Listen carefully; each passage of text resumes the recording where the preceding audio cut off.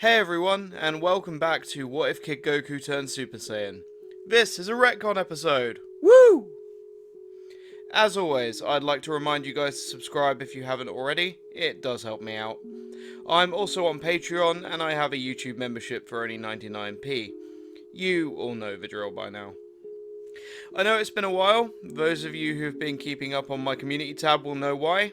As such, this video isn't just dedicated to my wonderful co-editor Oddy, rest in peace, but also to Steph, my amazing fiancé who has not long come out of hospital. My hope is that this episode helps to clear up some previous mistakes that I've made with this series. Give me a break, it's been 17 parts already. So, first up, we'll cover a misconception with Cell. In this story, Dr. Gero's spy robots managed to scrape some of King Piccolo's cells during his earlier altercation with Goku, meaning that Cell's design and his regeneration abilities would still be the same. Next on the list is Goku Black. So, I had a few complaints about this one in the comments, not anything too major to change, but at the time I felt that I couldn't retroactively change the ending of part 9.5. But for the sake of continuity, I will be changing it to Raditz Black, as he was the one to win the Inter-Universal Tournament, and I don't want to take that victory away from him. When I release the full story video for this series, I will be re-recording the entire Goku Black section with this retcon in mind, so don't worry Raditz fans, you have been heard. Next is Kami. Now, I'm fully aware that Kami would be getting on in years by the tail end of Super, as he was revived during this 7-year time skip. And I'm also aware that I accidentally mentioned Dende in the last part, so why not solve both problems at once? This bit will be at the beginning of part 15. Kami is aware that he's getting old, and that he's not going to be around forever. He talks to Goku about these fears, and he assures Kami that they will figure something out. Now, during part 16, Mori and Eska still survive, but so does Dende. Dende is also with the group when they're teleported off Namek by Goku. First, Goku teleports Dende to Kami's lookout. He explains the situation to those present, and Kami agrees that Dende will make a fine successor. Dende accepts eagerly, wanting to do his best to help.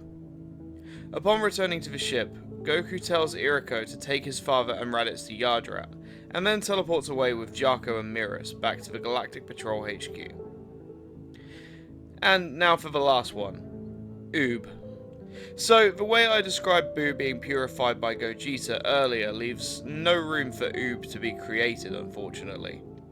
So, I think that in this situation, I'll have to alter the ending of episode 17. Here goes. Help comes in the form of God Chi, sent by the remaining Saiyans.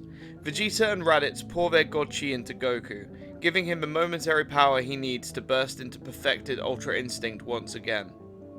As Bardock loses his new form and shrinks back to normal size, Goku shatters Moro's crystal with one final punch, ending Moro for good. With this final strike, Moro's new form shatters, ending the threat once and for all. Bardock and Goku are caught in midair and healed by Raditz, and Dende restores everyone else to full stamina. And that's all the retcons for today. Did I miss any? We're now coming up to the end of this series, with only Granola, the newest arc, and Superhero obviously to go. Next time I'll address that poll that I put up ages ago. You guys know the one. I'd like to give a shout out to my channel members Adiriel, Raven, and Stephanie Daphne. Thank you so much for supporting the channel. I hope you guys enjoyed these changes, and if you did, please consider subscribing, dropping me a like, and dropping me a comment. I want to hear from you guys. Thanks for watching. I apologise again for it taking so long. Everyone here who has either been with me for a very long time or is just catching up today, all of you are amazing. As always, I'll see you guys in the next one.